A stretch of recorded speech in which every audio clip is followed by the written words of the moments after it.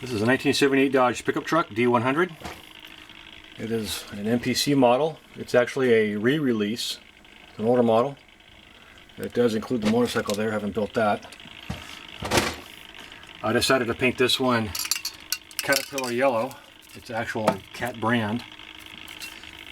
It's a good shiny coat, covered up in one coat.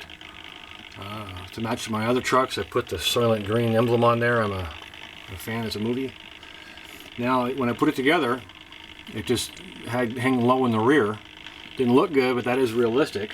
So if you want to make it more realistic, you could add a payload to it and put stuff in the back of it and make it look like it's calling a load.